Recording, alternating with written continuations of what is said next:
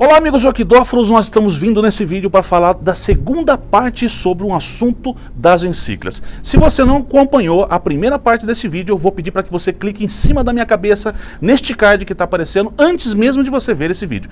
Clica nele, você vai ser levado para o primeiro vídeo, para que você possa entender todo o contexto de um assunto especial que nós estamos fazendo sobre as encíclicas. Se você gosta de encíclica, não perca esse vídeo.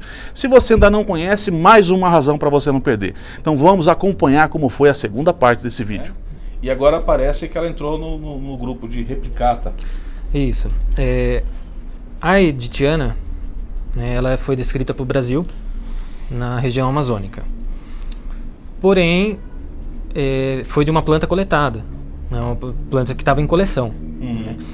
Então eles acreditam que houve um engano aí, né, nessa classificação dela, porque nunca foi encontrada a planta no habitat. Só essa planta que estava em coleção. Então, eles colocaram ela como sinônimo de replicata por conta disso, porque não tem uma prova que ela é realmente brasileira. Né? Só foi aquela planta única. E se vocês repararem mesmo as características dessas plantas, elas dividem muita semelhança. Né? E aí foram colocadas a Madeiroi, que acontece na Colômbia, né?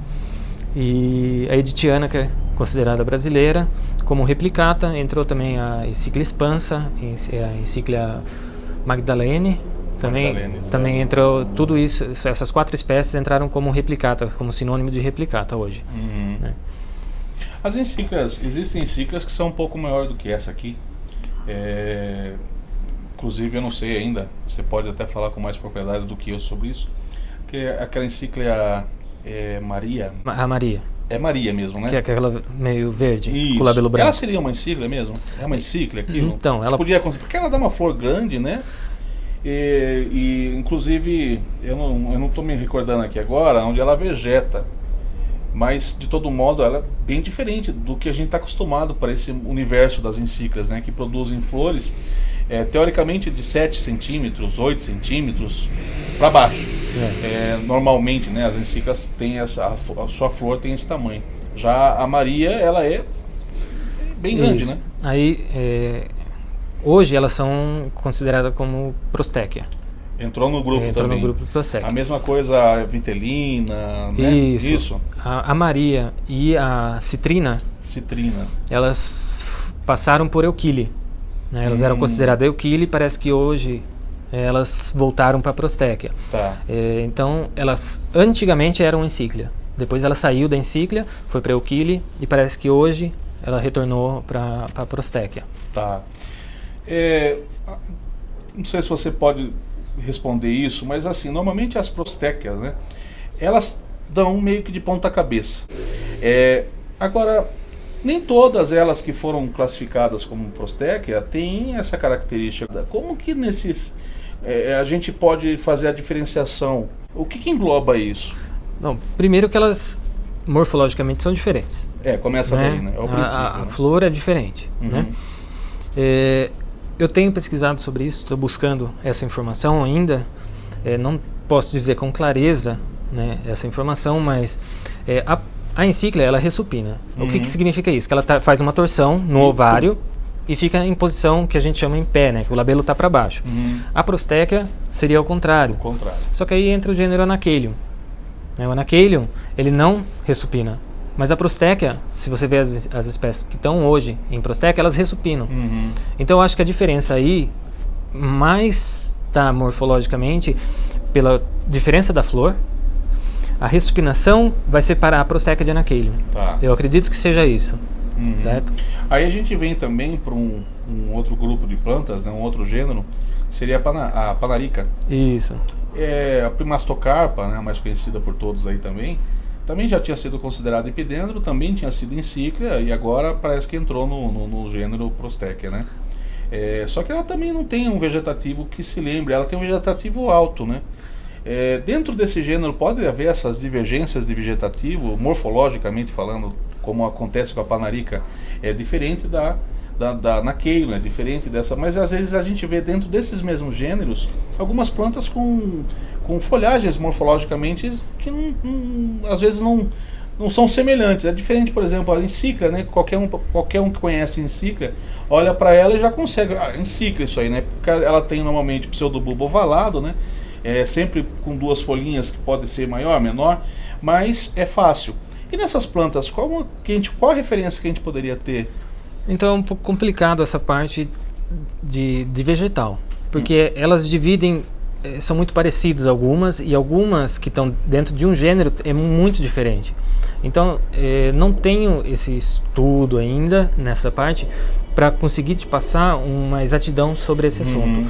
Mas o que a gente vê é que dentro de um gênero, por exemplo, vamos pegar a Prostéquia, ela é diferente morfologicamente de espécie para espécie, a variação do vegetal é diferente. E mesmo assim elas dividem o mesmo gênero. Aí o que eu falo entra a parte taxonomia floral. É o que eles veem na flor. Na flor. Que pode ser divergente do que está no vegetativo da planta. Isso. E você acha que isso futuramente pode, de repente, voltar a estar num outro grupo de plantas? Ouvia falar, por exemplo, que a anaqueira vai deixar de existir, sendo que, né, as conversas apenas, né, de que tudo provavelmente passe a ser Prostequae. E como que a gente poderia lidar com isso no momento que a gente vê plantas que às vezes morfologicamente não tem muita coisa a ver, mas entra dentro desse grupo? A gente falava inclusive sobre as catleias, né, que hoje a taxonomia trouxe alguns gêneros de plantas, né, como Hoffmann sanguela, a Drolélia, para ser catleia. Ainda há uma resistência de boa parte da orquidofilia com esse termo, porque são plantas que morfologicamente para você entender, divergências de vegetativo, divergências de quantidade de polínia, divergências de floração, né, flor completamente oposta a uma catleia, mas que foram classificadas como catleia. Como que como que você enxerga esse atual cenário e o que pode se tornar as encíclicas do futuro com tudo isso? Então, o estudo em cima das catleias foi meio que jogado, assim, colocado elas em seções, né, que seriam a Drolélia, a Brasilélia, Hoffmann sanguela, em catleia, mas elas ainda, dentro da catleia, elas são separadas em seções. Certo? Quanto às Prostéquia, Anaquelium, isso tudo, pode ser que no futuro venha a acontecer isso, de juntar e fusionar em tudo, mas ao meu ver a encíclia ainda tem que ficar separada, porque ela ainda é diferente, né? Então, para se ter certeza em cima disso tudo, precisa fazer um estudo genético, né? Não dá para a gente ter uma certeza e bater ali em cima que é isso, se for só por taxonomia, né? Precisa mesmo da genética para a gente conseguir comprovar que são diferentes, que são iguais, ou enfim, parecidas ou evoluídas juntos ali, né? Dentro desse mapa geográfico que existe, fora o Brasil, qual seria, você sabe dizer quais os países que mais possuem encíclias vegetando por aí? Então, o que eles chamam de Mega México, né, que é todo o México, entre Honduras, Caribe, Guatemala, o Mega México é onde tem mais encíclias. Que encíclias vegetam nessas regiões? Você sabe os nomes? Aí, para o México a gente tem Adenocaula, tem Diota, tem Atrorubens, a gente tem a Profusa acontece na Colômbia. Na Colômbia. A Diurna é brasileira, né? Não tenho certeza. Também não tenho certeza. Bom, a Profusa. Profusa Colômbia. O que mais a gente tem aqui? Acho que nós temos alguma coisa aqui. Bom, Ceidelli. Ceidelli é Brasil. Brasileira, né? Mas para vocês estarem vendo também é legal de mostrar para vocês, Ceidelli produz hastes bem longas. Queria que você falasse um pouquinho sobre isso também. Existem encíclias, né, como essa daqui, né, que produz uma floração mais baixinha, mas nós temos encíclias que ultrapassam 2 metros de inflorescência. Como que seria isso, cara? Então, na verdade a Profusa é que a gente tem aqui no Brasil, são plantas muito jovens, né, mas ela produz uma haste bem grande também. Ela chega a produzir uma haste comprida também. Isso, o nome Profusa vem de quantidade de flores que ela dá na haste, né, uma quantidade muito grande, né? A encíclica, por exemplo, é Spiritus Santensis, ela Certo. tem uma haste muito longa, né, para conseguir isso tudo evolutivo para conseguir atrair polinizador, né? Tá. E aí varia de espécie para espécie e de acordo com o habitat, né? Então elas evoluem no habitat para conseguir trazer o polinizador até elas. Então a gente tem encíclicas que dão haste muito curta e tem encíclicas que dão haste muito longa. Muito Isso longa, tá. varia bastante. Fala a gente entrar um pouquinho na linha de cultivo das encíclias.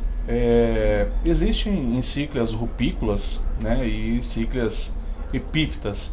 Algumas encíclias, por exemplo, você falava agora da Spiritus Santensis, é uma encíclia rupícola que cresce sobre rochas na região do Espírito Santo. E nós temos a grande maioria sempre como epífita, né? Mas queria que você falasse um pouquinho sobre esse cultivo, de como as pessoas podem estar cultivando nas suas casas esse gênero que me parece ser muito fácil e tranquilo para quem inclusive está começando, né? Não é um gênero difícil de você trabalhar, né? Isso, é um gênero fácil, a gente considera ele fácil, porque elas, normalmente no habitat elas estão em zonas que são sazonais, secas, né? Então em algum período ela recebe menos água, tá? Então por isso ela não exige tanto essa água. Ela aceita até um zerrinho de vez em quando, Isso. É uma planta forte, resistente, né? resistente. Então é simples da gente estar cultivando. Algumas são rupícolas, como você mencionou, outras são epífitas e tem ainda algumas que crescem sobre areia, né? Sim. Então, a albuxantina, na região litorânea, ela cresce sobre areia. A Spiritus Santensis rupícola, a gente tem Genisciana, que é rupícola. Megalantha também? Megalantha é epífita, eu acredito. É. Então, o cultivo geral, o que a gente precisa? Como ela é de locais que ficam mais secos por um determinado período, a gente precisa de um substrato que seque rápido. Tá? Então, primeiro a gente precisa disso, né? Pensar no substrato que não vai ficar molhado por muito tempo. Sim. Eu costumo usar um pouquinho de esfagno com pinos, molhou hoje, amanhã tem que estar seco. Né? É dessa forma que eu cultivo em casa. Sim. Um toquinho, né? Um Sansão do Campo, uma peroba, alguma coisa também funciona. Independente se ela é rupícola ou epífita, vai bem, ela né? vai bem. Né? Se você sabe que ela é rupícola, tenta usar um pouco de brita, um pouco mais de brita no substrato para dar uma misturada ali, ela sentir um pouco mais dessa forma, Sim, né? sim. Mas no geral é simples, né? Ela precisa de bastante luz, são plantas que precisam de bastante luz para estar florescendo. Lembrando que tem espécies que precisam de um pouco mais de umidade, tem espécies que precisam de um pouco menos de luz, isso só pesquisando que a gente vai saber. Você falava sobre algumas plantas do México, né? A Danocaula, por exemplo, é uma planta que exige um pouquinho mais de umidade. Eu acredito que é pela altitude que ela vegeta, né? Ela deve estar acima de 1000 metros. Aí nós temos plantas baianas, né? Que já estão numa região mais seca, quente, já começa a mudar essas diferenciações, né?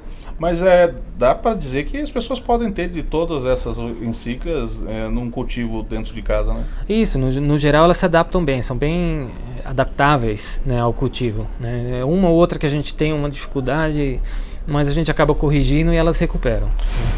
Muito bem, meus amigos, nós vamos parando esse vídeo por aqui, porque vai vir agora a terceira e a última parte desse especial sobre encíclica com o amigo Anderson. E se você está gostando, é só você clicar no vídeo que está aparecendo na sua tela, para que você seja levado para o terceiro e último vídeo. Não perca como foi. Então, para você não perder, é só clicar e acompanhar até o fim. Tá certo? Conto com você lá.